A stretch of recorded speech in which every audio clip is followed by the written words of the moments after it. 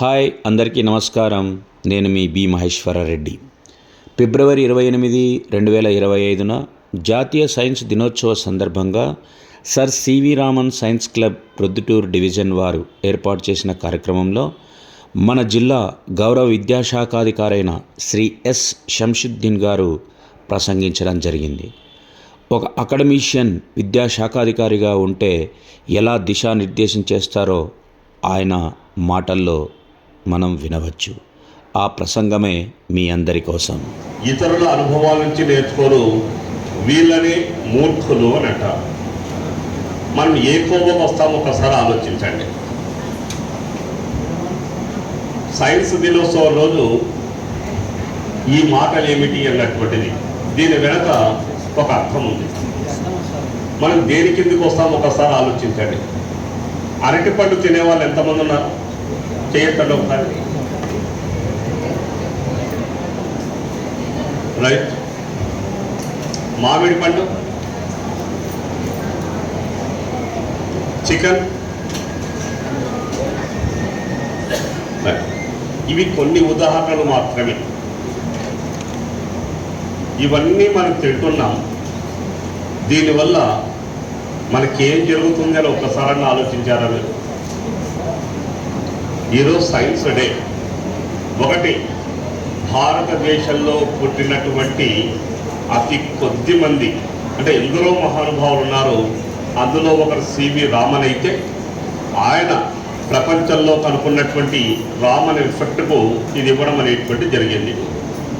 మరి ఆయన్ని స్ఫూర్తిగా తీసుకొని నిజ జీవితంలో సైన్స్, అందుకే మన ప్రధానమంత్రి ఏమన్నారు అంటే, ఏక్ భారత్ శ్రేష్ఠ భారత్, వికసిత్ భారత్ అన్నాడు. అలాగే మన గౌరవనీయులు ముఖ్యమంత్రి గారు 2047 విజన్ అని అన్నారు. వీటన్నిటికీ మూలం ఏమిటి అని అంటే మన ఆలోచన. ఆలోచన అన్నటువంటిదే సైన్స్కు పునాది. ఆలోచన తర్వాత పరిశీలన, పరిశీలన తర్వాత వివేచన, వాటి తర్వాత వాటిని రుజువు చేయడం, ఇవన్నీ కూడా మనకు స్టెప్స్. కొద్దిగా వెనకొద్దాం. చికెన్ అన్నటువంటిది మనకు అత్యంత ఇష్టమైనటువంటి ఆహార పదార్థం. ఎవరికి? మాంసాహారులు.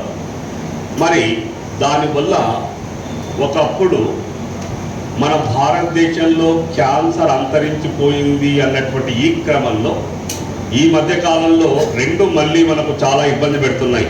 ఒకటి ఏమిటి అంటే, 7 సంవత్సరాల పిల్లవాడు హార్ట్ అటాక్తో చనిపోతున్నాడు, క్యాన్సర్తో చనిపోతున్నారు అన్నటువంటిది మళ్ళీ రావడం జరిగింది. మరి దీనికి కారణం ఏమిటి అంటే, నిత్య జీవితంలో సైన్స్ను మనము అర్థం చేసుకోలేకపోవడం.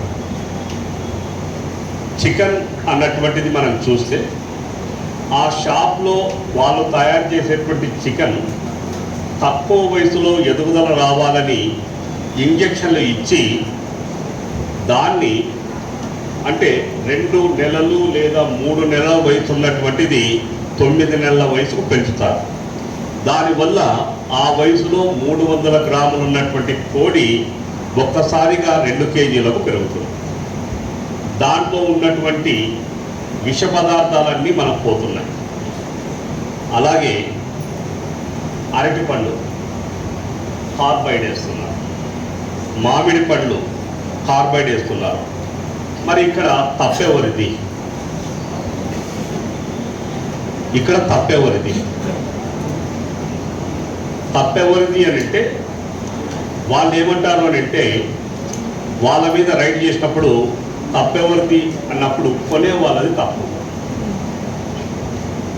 మనం ఇవేమీ ఆలోచించకుండా కొంటున్నాం. సో ఎందుకు ఈ దుస్థితి వచ్చింది అన్నటువంటిది అంతా ఆలోచిస్తే మనకంతా కూడా ఓపిక, సహనము ఈ రెండూ లేవు. ఈవెన్ దేవాలయానికి పోతే కూడా మనం ఏం చేస్తామంటే, ఆ లైన్లో కూర్చోకుండా పక్కన ఎవరికైనా డబ్బులు ఇస్తే తొందరగా దర్శనం చేపిస్తారని వెతుకులాడతాం. దాంతో అవినీతి ప్రారంభం. అలాగే ఈ కార్బైడ్ పనులను మేము బహిష్కరిస్తాము అన్నప్పుడు ఏమి చేయరు. అలాగే ఇంకొకటి కూడా మన అడిక్షన్ ఏమిటి అని అంటే, మన ఆలోచన శక్తి ఎట్లుంటుంది అని అంటే, టమాటా పండ్లు 100 అయినా 120 అయినా కొంటాం తప్ప దానికి సబ్స్టిట్యూట్ చింతపండును ఉపయోగించవచ్చు అని ఆలోచించమ్మా. అంటే సైన్స్ అన్నటువంటిది మనం చూడాల్సింది ఏమిటి అని అంటే, ఇంతకుముందు మన సార్ చెప్పినట్టు మన వికాసానికి ఉపయోగపడాలి. మరి వికాసానికి ఉపయోగించుకున్న క్రమంలో మన జీవితం దాంతో ముడిపడి ఉంది అన్నప్పుడు సైన్స్కు మన జీవితానికి ముడిపడి ఉంది. అది ఈరోజు కాదు. మన పూర్వీకులైనటువంటి మహర్షులు విశ్వామిత్రుని చూస్తే ఆయన చేసినటువంటి ప్రయత్నం చాలా గొప్ప ప్రయత్నం. ఏమన్నాడు అంటే సృష్టికి ప్రతిసృష్టి ప్రయత్నం చేసినాడు ఆయన. అలాగే ఆయుర్వేద వైద్యులు, ఇటువంటిదంతా కూడా సైన్స్ అంతా మన దగ్గరే. అలాగే వివేచన, గొప్ప దార్శకుడైనటువంటి కబీర్ దాస్ అడిగినారు, నువ్వు స్వర్గాన్ని నమ్ముతావు అంటే నేను నమ్ముతాను. ఎప్పుడు అంటే ఎవరైనా స్వర్గానికి పోయి దిగి వచ్చి నేను స్వర్గంలో ఉంటే నమ్ముతాను అన్నాడు. అదే సైన్స్ అంటే. అరిస్టాటిల్ ఏమంటాడు, పరీక్షింపలేనటువంటి జీవితం జీవింప యోగ్యం కాదు అంటాడు.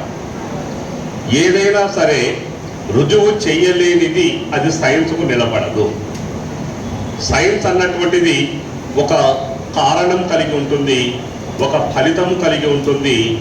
ఎవరు ఎన్నిసార్లు పరీక్షించినా కూడా ఒకే ఫలితం అనేటువంటిది వస్తుంది.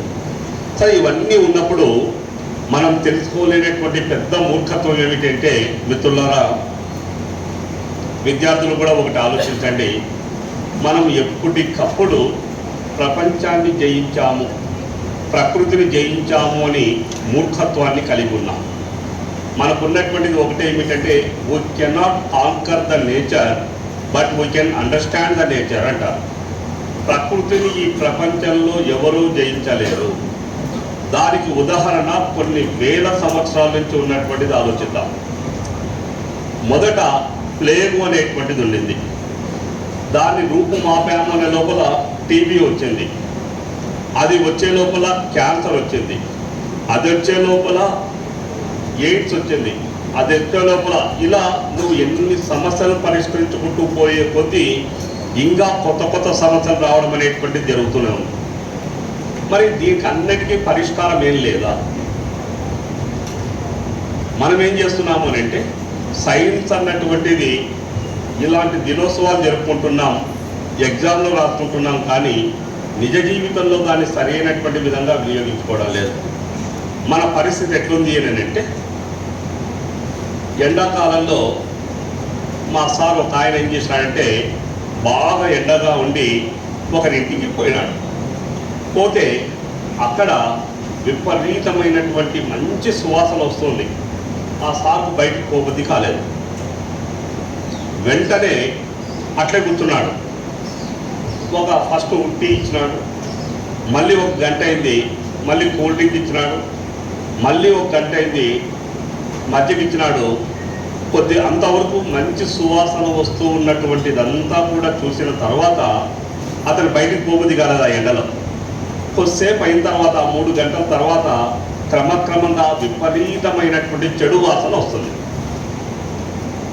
అప్పుడు ఆశ్చర్యపోయినాడు, ఇంతవరకు మంచి వాసన వచ్చింది, ఇప్పుడు ఎందుకు చెడు వాసన వస్తుంది అంటే, ఏమో తెలియదు సార్, ఉదయం నుంచి వాసన వస్తుంది, ఆ వాసనను పోగొట్టడానికి నేను ఈ అగరబత్తీలు ఈ పర్ఫ్యూమ్ వాడుతున్నాను అని.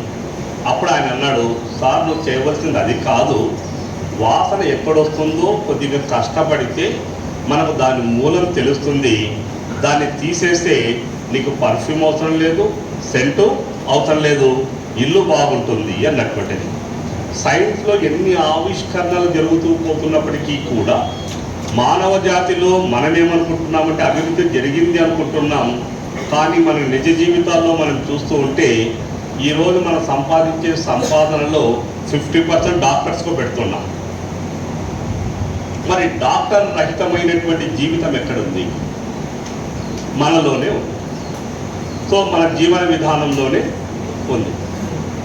సైన్స్ అనేటువంటిది మన అభివృద్ధికి మనం ఉపయోగించుకుంటూనే దానివల్ల వచ్చేటువంటి వ్యతిరేక ఫలితాలను తొలగించుకుంటూ పోవాలి.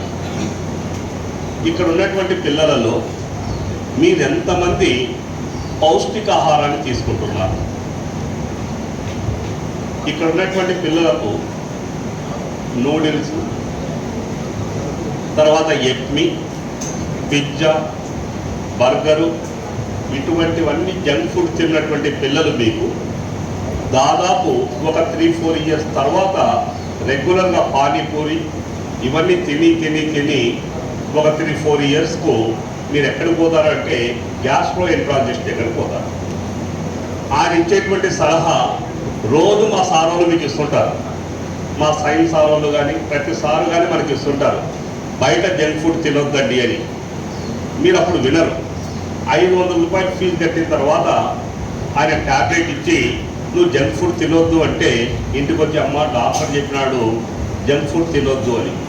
అదే మొదటి మా సార్ వాళ్ళు చెప్పినారు క్లాస్లో.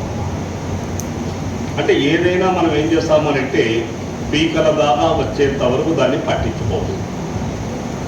మరి హ్యాపీగా మన ఇంట్లో చేసేటువంటి శ్రేష్టమైనటువంటి పౌష్టికాహారాన్ని మనం ఎంతమంది తీసుకుంటున్నామో ఒకసారి ఆలోచించండి.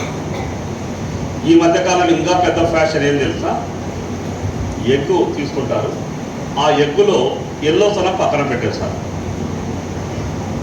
అసలు ఉన్న స్ట్రెంత్ అంతా దాంట్లోనే ఉంటే అది పక్కన పెట్టేస్తారు. ఎవరో డాక్టర్ సజెషన్ వల్ల ఒకరు ఇద్దరు తినకూడదు అని అంటే అది ప్రపంచానికంతా ఒక జాడ్యం.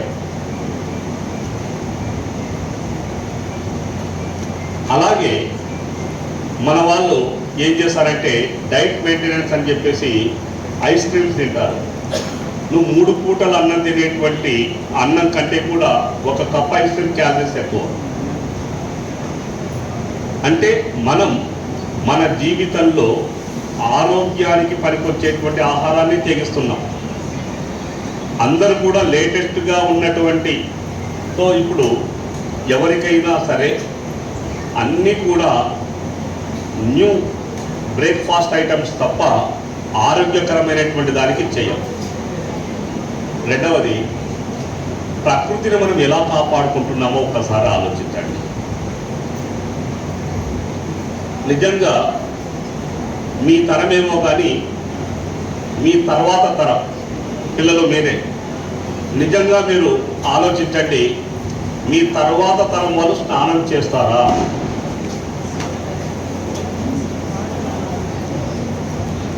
ఆలోచించండి. ఆల్రెడీ తమిళనాడులో వాటర్ ప్రాబ్లం ఉంది. మీ తర్వాత తరం వాళ్ళు స్నానం చేస్తారా అంటే చేయరు. ఏం చేస్తారు వాళ్ళు అంటే ఒక గ్లాసులో నీళ్లు తీసుకొని దాంట్లో ఒక స్పాంజ్ తీసుకొని తుడుచుకోవడం వల్ల జరుగుతుంది, లేకపోతే దానికి ఒక ట్యాబ్లెట్ అన్నా వస్తుంది. ఈరోజు మనం విటమిన్ ట్యాబ్లెట్ తింటున్నాం, మల్టీ విటమిన్ ట్యాబ్లెట్. అంటే సైన్స్ అభివృద్ధి చెందింది అని ఆలోచించాలన్నా మన జీవన ప్రమాణాలు ఉన్నాయి. బాగా ఆలోచించండి సార్, మనం చెప్పేటువంటి విషయం. మన జీవన ప్రమాణాలు 68-70 సంవత్సరాలు ఉన్నాయి. కానీ ఒకప్పుడు గుండె వ్యాధులు 50 సంవత్సరాలు దాటిన తర్వాత వస్తాయి అనేవాళ్ళు. ఈరోజు ఎవరికి ఏ వ్యాధి ఏ వయసులో వస్తుందో తెలియడం లేదు. అంటే ఆయు ప్రమాణం 70 సంవత్సరాలు బతుకుతుంది, కానీ నరకమైనటువంటి ఆయు ప్రమాణాలు. ఈ ప్రపంచంలో చూసుకుంటే ప్రతి 6గురికి 7గురికి షుగరు, బీపీ, కొలెస్ట్రాల్, గుండె వ్యాధులు ఇవన్నీ వస్తున్నాయి. అంటే అన్ని రోగాలతో బతికే 70 సంవత్సరాలు అన్నటువంటిది మన ఆయు ప్రమాణాలు. కాబట్టి విద్యార్థులారా, మిమ్మల్ని అందరినీ కూడా సరే, ఇప్పుడు మాట్లాడే మాటల పరిస్థితి, నా భావనలు ఎలా ఉన్నాయి అంటే ఊహ ఉప్పెనంత ఉంది, కానీ గుండె గుప్పెడంత మాత్రమే ఉంది. సో ఈ పరిస్థితుల్లో ఎక్కువగా మాట్లాడేటువంటి అవకాశం లేదు. మళ్ళీ ఎప్పుడైనా సరే అవకాశం వచ్చినప్పుడు మాట్లాడతాం. ఒకటే ఏమిటి అంటే మనమందరము కలిసి మన జాతిని రక్షించుకోవాలి. జాతిని రక్షించుకోవాలి అంటే ఒకటేమో సైన్స్ అభివృద్ధి చెందుతూ ఉండాలి, 2 ఆ సైన్స్ను మన అభివృద్ధి కోసం ఉపయోగించుకోవాలి. దానివల్ల మన జీవన ప్రమాణాలు తగ్గిపోకూడదు, మన ఆయు ప్రమాణము, మన ఆరోగ్యము తగ్గిపోకూడదు. దానికి తగినటువంటి విధంగా మనమందరము కలిసి సహజమైన స్వచ్ఛమైనటువంటి ఆహారాన్ని, దానికి తగినటువంటి వ్యాయామాన్ని, అలాగే మనం అభివృద్ధి చెందాలి, మన పర్యావరణాన్ని కాపాడుకోవాలి, మన ఆరోగ్యాన్ని కాపాడుకోవాలి. అలాగే ఇప్పుడు వచ్చేటువంటి టెక్నాలజీ ఏదైతే ఉందో ఆ టెక్నాలజీ ద్వారా ఎంతమంది ఆత్మహత్యలు చేసుకుంటున్నారో మనం చూస్తున్నాము. వాటన్నిటినీ కూడా మనం మంచిగా ఉపయోగించుకోవాలి తప్ప చెడుకు కాదు అన్నటువంటిది చేస్తూ ఒకటి గుర్తుపెట్టుకోండి, ఈ భారతదేశంలో జన్మించడం ఏ జన్మలోనో మనం చేసుకున్నటువంటి పుణ్యం. కారణం ఏమిటి అని అంటే సంస్కృతి, సాంప్రదాయాలు, సంస్కారం మన దేశంలోనే ఏర్పడింది. ప్రపంచంలో ఎక్కడ లేని విధంగా స్వామి వివేకానంద ఎప్పుడు మాట్లాడినా ఒకే ఒక మాట మాట్లాడతాడు. తన ముందు ఉన్నటువంటి వ్యక్తులను ఉద్దేశించి ఆయన మాట్లాడే మాట ఏమిటంటే, దివ్యాత్మలారా, పవిత్రాత్మలారా, సోదరి సోదరులారా అని ప్రతి ఒక్కరిని కూడా గౌరవించడం అన్నటువంటిది మన దేశ సాంప్రదాయం, సంస్కృతి. కాబట్టి మన సంస్కృతి సాంప్రదాయాలను నిలబెట్టాలి, విజ్ఞాన శాస్త్రాన్ని అభివృద్ధి చేయాలి, మనము అభివృద్ధి చెందాలి, పర్యావరణాన్ని అభివృద్ధి చేసుకోవాలి. మనమే కాక మన చుట్టూ ఉన్నటువంటి వాళ్ళందరినీ కూడా ఆరోగ్యవంతులుగా చేసేటువంటి విజ్ఞాన శాస్త్రాన్ని మాత్రమే మనం ముందుకు తీసుకొని పోతారని ఆశిస్తూ, భవిష్యత్తులో మన భారతదేశానికి వీళ్ళు అందించినటువంటి, ఈ సంస్థ అందించినటువంటి స్ఫూర్తితో ఎంతోమంది యువ శాస్త్రవేత్తలు భారతదేశానికి అందిస్తారని ఆకాంక్షిస్తూ ఈ అవకాశం ఇచ్చినటువంటి మీ అందరికీ, అలాగే చాలా ముచ్చటైన విషయం ఏమిటి అంటే మన మున్సిపల్ విద్యార్థులతోనే స్వాగత నృత్యం చేపించినందుకు వాళ్ళకు మరొకసారి అభినందనలు తెలియజేస్తూ, ఆ చిన్నారులకు అభినందనలు, ఆ పాఠశాలకు అభినందనలు తెలియజేస్తూ ఈ అవకాశం ఇచ్చిన మీ అందరికీ కృతజ్ఞతలు. Thank you very much.